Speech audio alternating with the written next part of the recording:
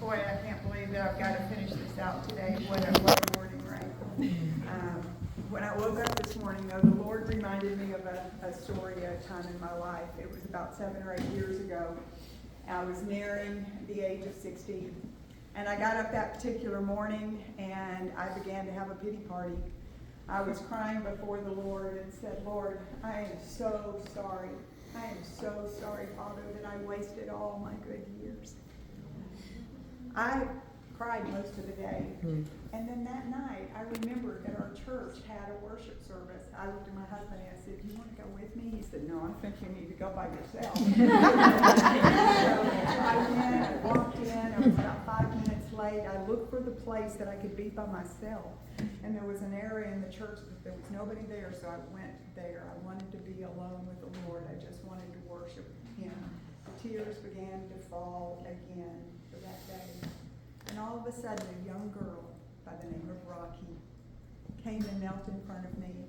And she said, I saw you worshiping, and I believe the Lord wants me to tell you something. Is that okay? And I nodded. She said, you're not too old. The Lord will not put new wine in old skin. He is doing a new thing. Yeah. That was the last time until today that the Lord had spoken directly to me, and I thank Will. I don't know if he's still here, but man, I thank him for that today. I want you to know that the enemy is sneaky.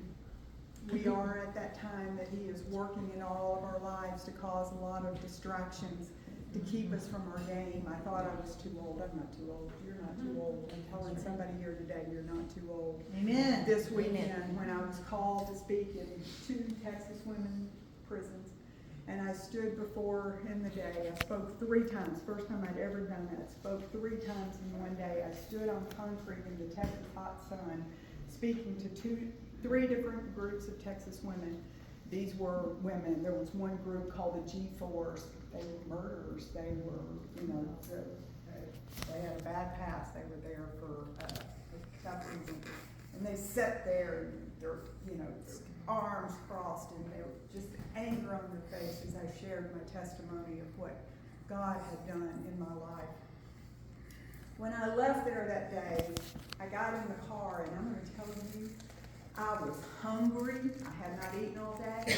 I was tired. My legs were hurting. I got on the plane. I didn't get home until midnight, and I laid down in that bed that night. I laid my head on the pillow, and the words that went through my head was, I don't think I can do this anymore. I'm getting too old. Forgot about the other story. And then the first words that popped in my head when I opened my eyes the next morning was 40 salvations. 40 salvations. And I want you to know, we're not too old.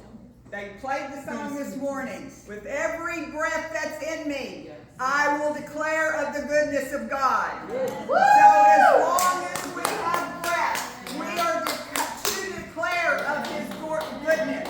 And I want you to know, they called me yesterday. They said, Rhonda, sorry for the late notice, but could you come back on November the 8th back to Texas to another prison? And I said, yes, I'll be there. I'm going to